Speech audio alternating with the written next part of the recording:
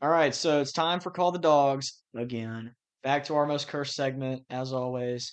I think we are both have gotten one now, so we've both broken our first streak of not picking any games correct. Yep, I got the Minnesota-Nebraska game. Just saying that was going to be a typical Nebraska choke job, and it was. They got dominated that whole game. It was really funny, but nice to be on the board finally. Yeah, that's good. I had who did I have? There was it Virginia against Louisville that got it for me. Yeah, I think so. So really interesting that we've struggled with this segment given how good we've been with our game picks, but I think that's what makes it fun because calling dogs, this is not it's calling the supposed to be favorites. hard. It's supposed to be like you lose the majority of the time because they're underdogs for a reason. Yeah, and this is not us saying that this is our best betting advice we can give you. This is just games we're trying to find decent underdogs in games that might be worth a look. This isn't us saying you absolutely should bet money on this. We know what we're talking about. This is definitely going to be an upset. Like upsets are upsets for a reason. They don't always happen. So here were mine from this past week. I had UNLV and Boise State. We talked about this a little bit earlier. I didn't feel great about it, but I felt like they had enough firepower to really give Boise State a run for their money, and it didn't happen. Landon had three last week, right? Yeah, I had Minnesota-Nebraska, and then South Carolina-Oklahoma, which was disastrous, and then State versus Florida, which should have That happened. one absolutely had a chance. It probably should have gone through, but that's called the dogs. That's the parody of it. It's a lot of fun. It's the I enjoy the cursedness segment. of it. Yeah, it's the curseness of it for sure, but I still found a way to enjoy the segment. So here's mine for this week. I've got Illinois plus 4.5 at Washington. Betting against Washington at home is not really the greatest idea, but and I'm not saying I'm going to bet on this game. I just think that Illinois probably has the best chance to, as a, and part of our rule for this is that they have to be at least plus 3.5 to be a dog, to be considered for this segment. And Illinois plus 4.5 just seems like a little too much for me. If anything, I feel like the line should be a little closer. Washington's really good at home, so yeah, that probably factors in several points. But Washington just got blown out by Michigan and Ohio State. Their defense is okay, but they haven't had an impressive win to me so far this season. Like the Washington State win looks a little better because they gave Ole Miss and Virginia a run for their money. But I just don't really think that Washington's as good as we thought they were going to be. I thought they were going to be a little bit more of an underdog themselves this season. Like I thought they were really going to be giving people a run for their money, but they just don't look competitive against teams with solid defensive fronts. So I know Illinois is not an incredibly talented defensive team, but I think they do enough on offense to probably come out with a close win here. I'm going to pick them outright in this game. Not extremely confident about it, but I think that's probably the one I like the most just from looking at games this past week. I considered taking um, Minnesota over Iowa, but this just feels like a game that Iowa is just going to clamp up on defense, and it's just not going to look good. So didn't want to take that one. We're going to talk about that one later, though. Landon, what you got? So I have two games again, or not two games again. I have State again.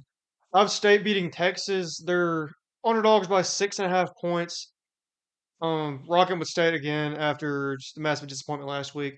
Texas has just been so trash on offense, and State has this one at home. They really need this one. I don't Yeah, trust them enough to put them on Call the Dogs, but since I'm putting it on Call the Dogs, it probably won't happen. But I do like the odds there for State. yeah. I mean, State's offense is so much more explosive. I mean, watching Texas against Kentucky, they had to win in overtime from a complete sell job by Kentucky. They had their backup quarterback in this game, and they still gave Texas everything they wanted.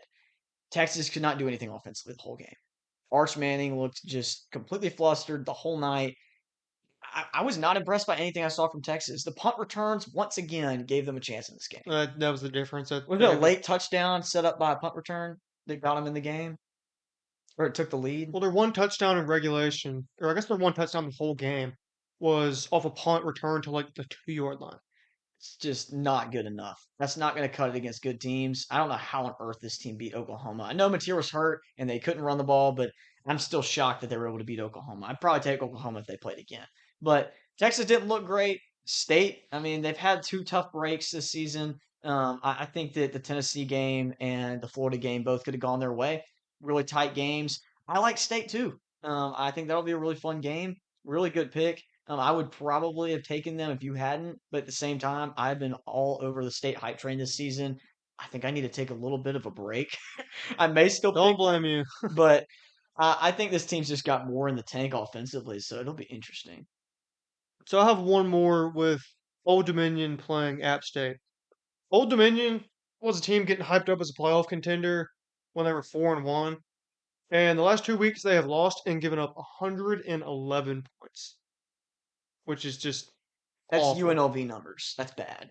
Yeah, they're favored by 12.5 at home against App State. App State's offense has been solid at times this year, and I think in a game against a team with a defense this bad, they're going to have success. 12.5 is huge. Both these teams have the same record. I feel like App State gets this one outright. That one's going to be fun. I feel like those smaller games with the group of five teams get overlooked is not really interesting, but Colton Joseph for Old Dominion has been a good quarterback. I mean, yeah, he fell apart in the second half of that game the other day, but he started out strong. He was like 12 for 13 for over 200 yards and 3 touchdowns. They looked really good, and then he just fell apart. I think that they just don't have enough talent on the O line to really give him any grace, but they definitely could lose that ball game. App State's been playing a little bit better down the road, down the stretch. I think they could be competitive in their conference. So I like that pick a lot. I feel like that one has probably just as good of a chance to hit as Mississippi State does. I feel like both those games will probably be close. So that'll wrap it up for Call the Dogs. We're gonna go ahead and move on to our top 25 Week 9 polls that we made. So I'm gonna start with mine, and we'll go from the top to the bottom this time. I once again have Ohio State as my number one team. I've yet to move them since week one and preseason. They are the best team in college football right now. And until anything changes on the field with their results, I believe they are the best team. They look the best. They have the best defense. Their offense had their way with Wisconsin this past week. Julian Sayin had like over 85% completion percentage in that game, over 300 yards, several touchdowns. They dominated. I mean, they looked really good. All their receivers pose a huge threat in the passing game. Their run game could be better, but it's good enough to get the job done and run out the clock on teams that they should be beating. So I like Ohio State a lot. I've got Indiana at two, just like about everybody else in the country right now does. They deserve to be there. They look really good. I think that them and A&M probably are kind of neck and neck, but Indiana looks like the more complete football team defensively to me. I think that's probably why they get the edge there, and they've got a really big win against Oregon in Eugene. Really like this team. They put away Michigan State after looking like they were going to get off to a slow start, and they put the throttling on them, and they showed exactly why they're ranked where they're ranked. So got them at two. A&M at number three. They get a really close win against Arkansas, win by three, 45-42. Arkansas actually had more total yards in this game than A&M did. But when it came down to it, A&M had no turnovers, and they scored just about every opportunity they had in this game. So you got to give credit where credit's due. A&M's offense looks really good, but their defense is susceptible, very susceptible. I really like Cassius Howell and their ends they've got. They get a lot of pressure, but their rush defense, they're not really gap sound. They've given up a ton of rushing yards this season. I mean, go back to the UTSA game. They gave up a ton of yards in that game. Same with Utah State. Arkansas ran all over them. Mike Washington had a really great game, which he did also against Tennessee, which they gave a run for their money last week. So that's three games Arkansas has now played within one possession of a high ranked SEC team. So no credit taken away from Arkansas. They're still solid. So A&M gets a big win. They needed that one. It was a huge trap game. I didn't feel great about that one for them. I didn't pick this game on the podcast, but I probably would have thought it would have been close with A&M winning here. So leaving them at three, Alabama right behind them. The only reason I've got Alabama behind them is because of the first week one loss to Florida State. Ever since then, they've been a new team. Four straight ranked wins in conference play. I've got them at number four, clear cut. Georgia at number five, only lost to Alabama at home by 3 points. That drop touchdown pass just looming over them from being an undefeated team right now. And they come off with a huge win against number five Ole Miss at home. That's huge for them. Their offense looks really great. I'm impressed. But their defense has got to be better. We'll see down the stretch if they can put together some good defensive performances. Their pass rush is non existent. I've got Oregon at six, moving up a little bit after an absolute demolition of Rutgers. We were, I think, in the line going into the Auburn Stadium, and I double checked this game to see the drive chart because I saw the score. It was like 56-3, and I just couldn't believe it because Rutgers has been decent at times this year. They haven't been terrible. I look at the drive chart, Landon, and I think that it was mostly three and outs, Yeah, like more than half, easily easily more more than than half. half. And then considering the fact they've been decent offensively. Ethan Kaliakmanis has been way better than anticipated this year, but he was like 9 for 25 total. They had like His maybe completion 130 percentage total was like yards. 32 or something It in this was game. I mean, it's really horrible. He bad. had like 2 or 3 interceptions. They played terrible. Oregon had like 7 straight touchdowns. They had 750 yards at the end of this game. They had like 470 or something at halftime. Like Yeah, if anybody listening to crazy. this knows a game where a team put up 750 total yards in a conference game, please put a comment in. I just want to know because I can't remember a time where a team put up 750 total yards on a conference team. Maybe like when an SEC team played Vanderbilt, like when Alabama played Vanderbilt back then, it was like 59-0 when they called out Alabama because they were undefeated and they got shelled. Like that game, I don't even know if they got to 700 in that game, but they dominated them. Like that's the kind of game I envisioned for something like that to happen. But I mean, I think Oregon had like 2 or 3 turnovers in this game, They which had is three probably, turnovers. Yeah, and they still scored over 50 points on Rutgers, and it was a dominating it win. was So an I had them angry 6. football team. Oh man, they were mad. You could tell that Mhm. everybody who was down on them, that was a message that they're not done. They got a lot of football ahead of them, and I fully anticipate this team to be in the playoffs. So big win for Oregon. Have Miami at 7. I only dropped them 5 spots from number 2 to 7. I like Miami still. I'm going to need to see more from the run game, and Carson Beck's going to have to lock in for this team to be a playoff team. If he can't do that and they can't find a way to run the ball with the backs they've got, it's going to be a really interesting finish to the season because they could drop another game or two. It feels a lot like last year's Miami team. They can be competitive with anyone, but I just don't think they have that spark that Cam Ward gave them. If they had that, I'd probably feel a lot better. But Carson Beck's not taking over a game. I mean, the receiver play has been really good for Malachi Tony and CJ Daniels, but I just don't think they've got that offensive firepower that they can lean on like they did last year. They're a better football team defensively in the trenches, and their offensive line pass protection has been better. But I don't know. We're gonna have to see Miami down the stretch in games like against SMU in Dallas. Can they win that game? I don't know. They should, but we'll see. That's a big game for them. I've got Ole Miss at number 8. I think I only dropped us 1 spot after that loss. We led pretty much the entire game. Had 2 possession lead at one point. Could not stop Georgia. That was the catalyst for the game was defense, and we didn't have any. So I'm going to need to see more from Ole Miss's defense. Pete Golding's got to figure this out because this is the second game this season where we've legitimately done nothing defensively. Same game with the Arkansas matchup. We let them run all over us. Everything was there if they wanted it. 3rd and 19, we couldn't even stop them. It didn't matter. That was how this game felt. And Georgia never got stuck behind the line of scrimmage ever. I mean, we had a couple small TFLs and a sack, but like they were ahead of the chains pretty much the whole game. So until Ole Miss can figure things out on defense and maybe find a little bit more in the run game, they're not going to be able to beat elite teams.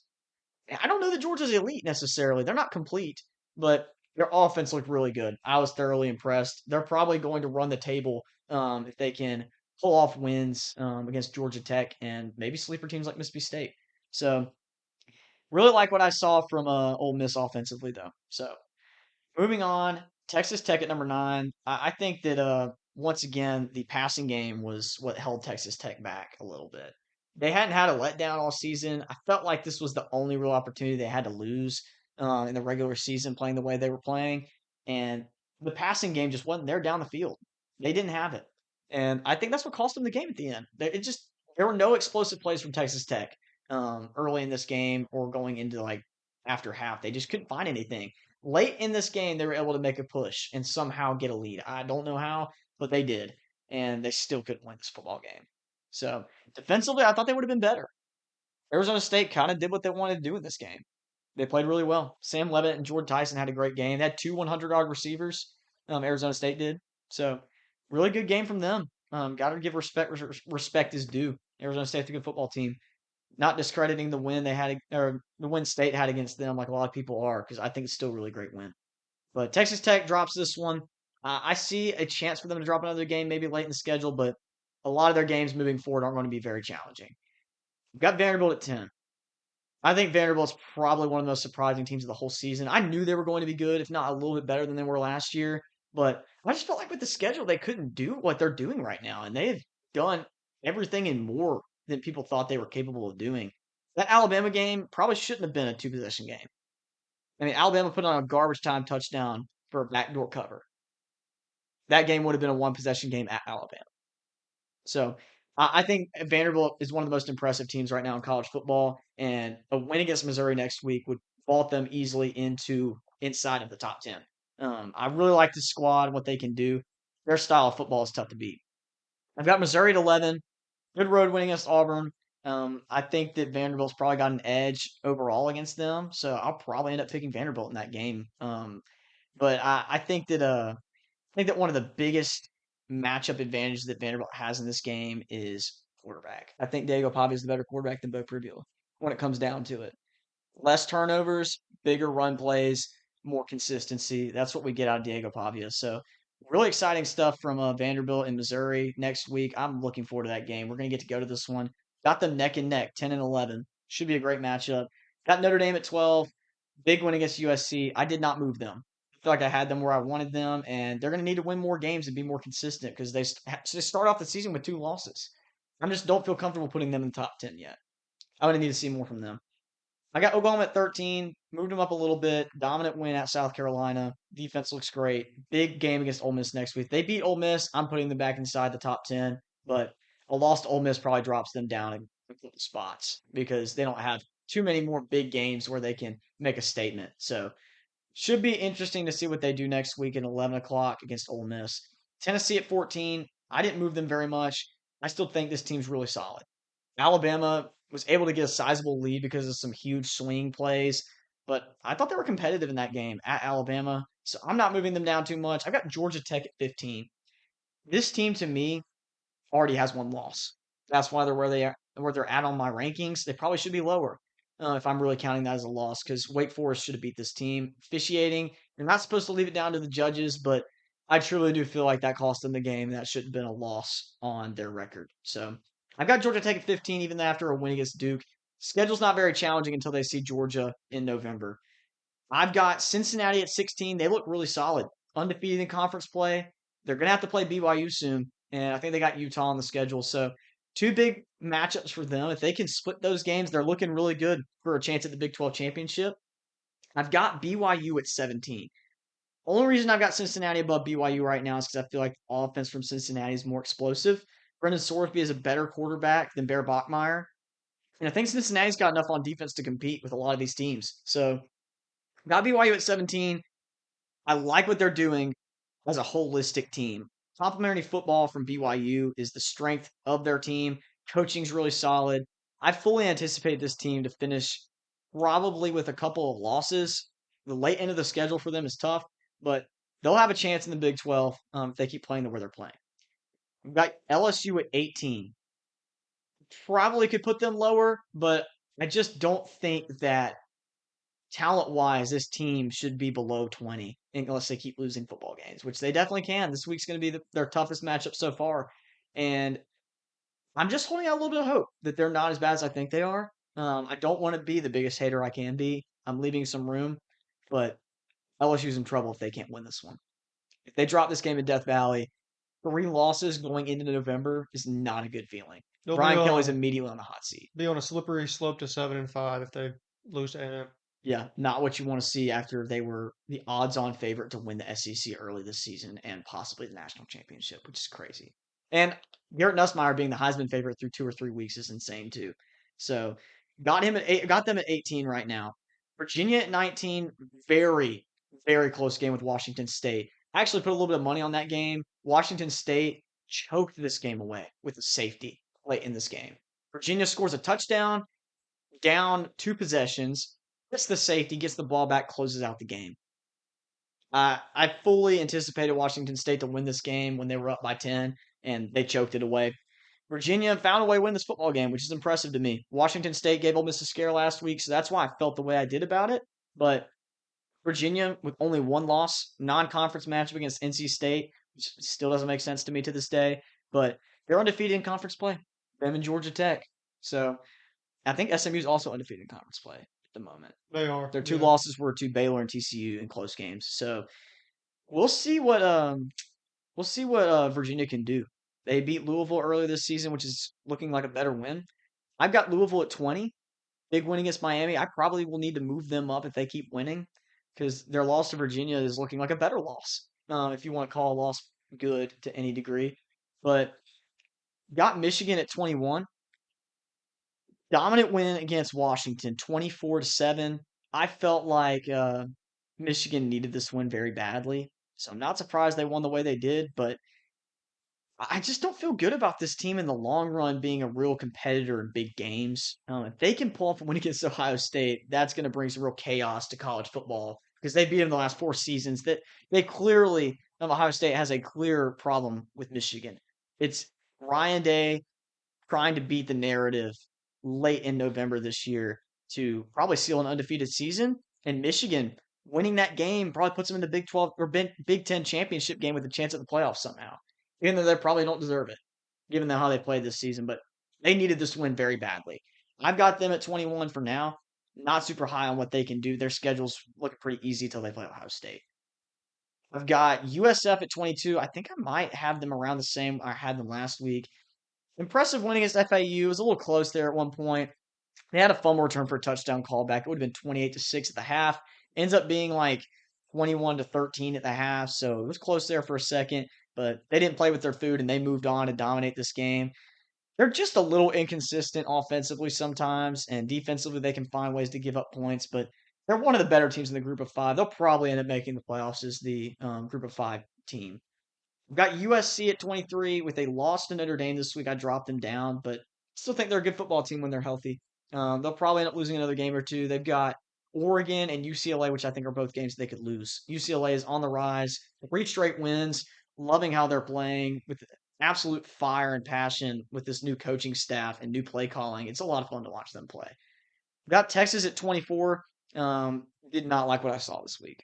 If anything, I could overreact and drop them out, but I'm going to give them one more week to prove me right. And I'm still going to pick against them. So I'll probably end up dropping them out if they lose this week and moving State up if my prediction goes the way I think it's going to go. But I've got them at 24 currently, dropped them a little bit. Disappointing play against Kentucky. Overtime win with a field goal. I've got ASU at 25.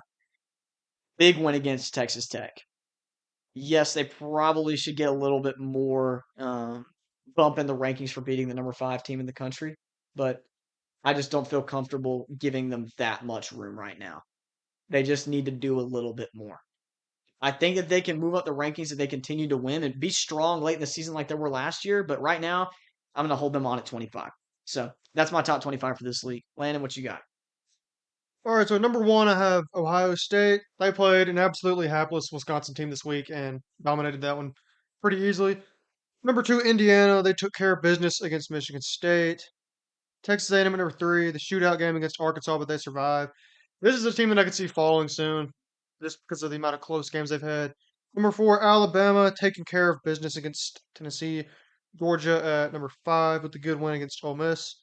Number six, Oregon, as we discussed, the absolute massacre of Rutgers that they put on last night. Miami at number seven after the disappointing loss at home to Louisville. Number eight, Notre Dame after the good win against USC. Vanderbilt to number nine. Solid win against LSU at home. Number 10, Ole Miss after the competitive loss to Georgia. Texas Tech falls to 11 after the loss to Arizona State. I got Missouri at number 12 after holding on to beat Auburn. At number 13, Tennessee after the loss on the road at Alabama. Number 14, BYU after the impressive win against Utah. Number 15, Oklahoma after beating down a terrible South Carolina team. Number 16, LSU after the close loss to Vanderbilt on the road. Number 17, Virginia after surviving against Washington State at home. Number 18, Louisville taking down Miami on the road. Huge win to get them back into this poll. Number 19, Texas. Embarrassing game against Kentucky that they could have easily lost. Number 20, Georgia Tech. Another extremely sketchy game against Duke, but they survived to get to 7-0.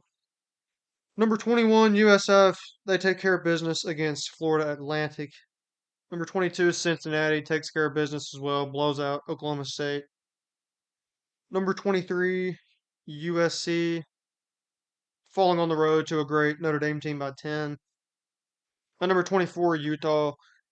losing to a good BYU team on the road at a big rivalry game. And then at number 25, Arizona State back in the poll after knocking off Texas Tech, but still a couple big blemishes on their resume with the loss to Mississippi State and blowout loss last week to Utah.